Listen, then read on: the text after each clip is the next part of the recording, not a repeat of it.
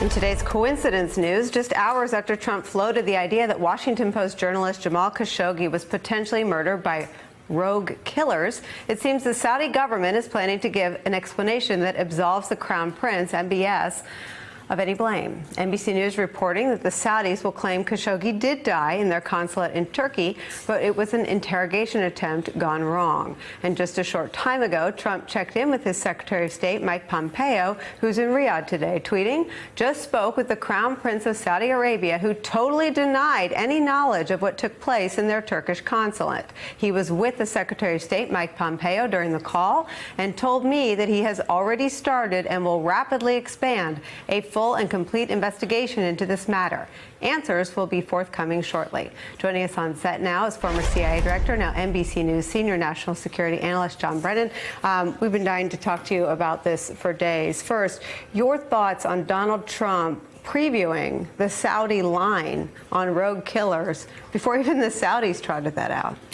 Well, I'm sure that Donald Trump has been talking to his national security team, and they've been floating ideas about what possibly could be the explanation for this, as well as what could be a possible explanation of what happened despite the facts and the reality. So this idea of rogue killers is one that probably was bandied about. I don't believe for a moment. The fact that this took place inside of a Saudi diplomatic mission in Turkey, and there were plane loads of Saudis that went there. MBS, Mohammed bin Salman, the Crown Prince, has a stranglehold over the Saudi government security and intelligence apparatus. I find it so far-fetched that anything like this could happen without his intimate knowledge and approval beforehand. And you aren't suggesting, former intelligence officials have said that there's not much likelihood that his PDB said one scenario is rogue killers. You're saying that one of the explanations his national security advisors may have told him to expect from MBS was that it was a rogue element in his security force? Yeah, I don't know what he was told by his national security team and by the intelligence officials that he's been talking to. But I can imagine that in conversations that this idea of rogue killers, either as the actual reason or as an excuse, as one that's been raised. I want to read you something that Bruce Riedel writes. Murder in the Middle East. For the last 4 years, MBS sought to portray himself as a reformer who understands the kingdom must change to survive. He allowed women to drive and open the country to concerts, wrestling, and movies. The intense and expensive lobbying campaign worked with many, and the prince was lauded from Boston to San Francisco. Donald Trump hailed him as a reformer before the UN. The mirage is now shattered. The Crown Prince is a reckless and dangerous disruptor. He shakes down his subjects for their wealth, detains women activists who demand rights, mutes the former Crown Prince Mohammed bin Nayef in house arrest, and tries to bully countries from Canada to Lebanon. The pattern of behavior has been obvious for years, but the veil only fell in Istanbul. Well, I think he can be both. I think he can be a reformer as well as a ruthless authoritarian leader. And he has done some reforms inside of Saudi Arabia in terms of allowing women to drive, saying that movie theaters are going to open, limiting the prohibitions against mixed-sex gatherings inside of Saudi Arabia. And I do think he has a vision. That's his 2030 ambitious program to try to diversify the Saudi economy, bring additional investment in, and to bring elements of Saudi Arabia into the 21st century that are not there yet. At the same time, he is somebody who is, I would say, drunk on power. He is very aggressive in terms of what he's doing. He has eliminated all rivals within the royal family, moving his uncle first out of the Crown Prince perch, that was Prince Mukrin, and then his older cousin, Prince Mohammed bin Nayef.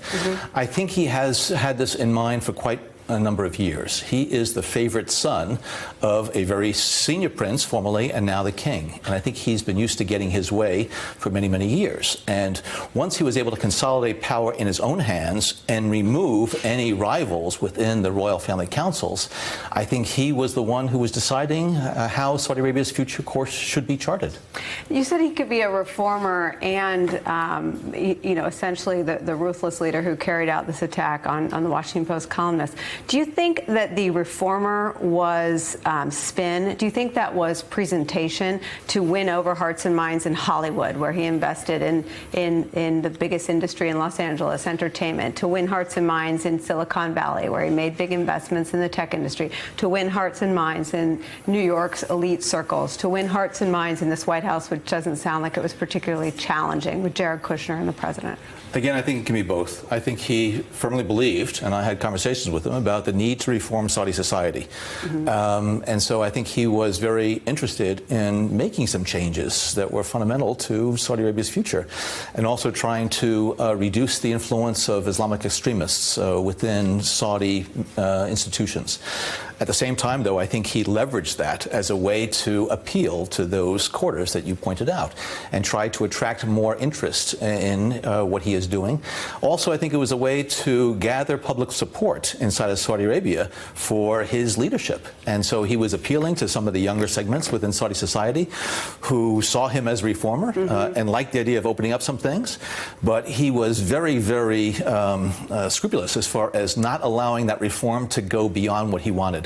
That's why he arrested a number of these women activists who were criticizing him for what he was not doing. Who lobbied for the reforms that he ultimately yes. And so he wants to reform, but he wants to reform at his pace and in his way and in a limited manner so that there's no opposition that can develop against him. And so these are all the traits of an authoritarian ruler. And he really did have a total monopoly on military, security, intelligence powers within Saudi Arabia. I want to stay on that because you've forgotten more about the kingdom than any of us watching will ever know. But the people that he put on house arrest, they're the kinds of folks that the U.S. government, Democratic and Republican presidents, work closely with. And they were largely in charge of security and intelligence, right? So is there any chance that if he jailed the previous people to oversee security and intelligence, that he wasn't intimately involved in all security and intelligence operations like the one that resulted in Jamal Khashoggi's death?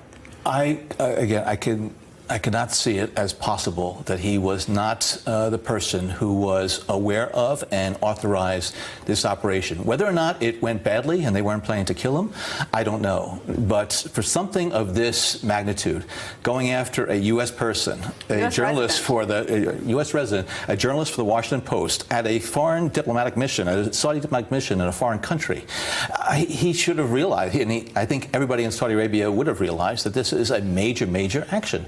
And I don't believe any of the heads of security services or intelligence services would have done this without the explicit direction and authorization from Mohammed bin Salman. I asked a former intelligence official why, and he said because he can. Is that your assessment? I think he certainly has felt emboldened over the past several years because he's been so successful in consolidating power. He also is feted and given all these accolades whenever he goes around, whether it be in Europe or the United States, and everybody caters to him. And I think that has really inflated his sense of power and felt as though he could do these things. And also a very close relationship that he has developed with Donald Trump as well as with Jared Kushner. I think he felt that that U.S.-Saudi relationship then could withstand any type of little, speed bump that this might cause. And I think he very badly miscalculated. Why? You think Donald Trump's going to turn on him? How was the Trump-Kushner relationship a miscalculation? They've got his back, even as the Saudis get ready to concede that they may be responsible or culpable for Khashoggi's death. I have great confidence in my former colleagues at the CIA and the rest of the intelligence community to uncover what actually happened here. And although Donald Trump and others in the administration may try to cover it up in some way, it's really going to be up to the congressional intelligence committees to demand immediate briefings from CIA and others about what we know and what MBS's role was in that. So I don't think, in fact, MBS is going to get out of this predicament. In fact, in many respects, I think the Saudi government has to decide between Mohammed bin Salman and the U.S.-Saudi relationship. And the U.S.-Saudi relationship has been fundamental to the kingdom for the past 85 years since its founding. Got them through 9/11? It did. Now the question is, who can actually challenge MBS within the family? King Salman, who I always thought was a very fair and judicious individual, and he had responsibility for meting out justice to royal family members who did some things that they shouldn't have done. And some princes were actually executed or imprisoned. And so now who within this environment of the Royal Family Council is going to be able to be the independent voice that is going to be able to tell King Salman, your favorite son, Mohammed bin Salman, authorized this awful, atrocious, and very reckless action that now is putting at great risk The relationship with the United States. Libby, can I press you on? I mean, we've had so many conversations about Congress not doing their oversight role. What gives you faith that Congress in Republican control will exercise their oversight role over the intelligence community and suss out what the intelligence community knew and try to isolate Trump and Kushner as outliers by towing the Saudi line? Well, I've heard now from Marco Rubio and Lindsey Graham and others, senior members of the Senate, Republican members of the Senate, who are outraged and who are determined to get to the bottom of this. And so I do hope that they're going to draw the line at this and hold not just the Saudis and Mohammed Salman to account, but also the Trump administration, and not let the Saudis get away with what appears to be the killing of a U.S. person, a permanent resident of the United States, and a journalist for the Washington Post. They cannot get away with this. And I think that this is basically the downfall of Mohammed Salman. Do you think Donald Trump is participating in a cover-up? I don't know. I certainly hope not. And this is where the congressional committees of intelligence jurisdiction are going to be so critically important, because they need to get to the bottom of what the intelligence community knows. And I am certainly confident that my former colleagues at CIA and others are going to speak truth to power here. They need to speak truth to the White House, but they also need to tell the congressional committees exactly what they know. You should tell the American people, too, I hope. I think ultimately this is going to come out.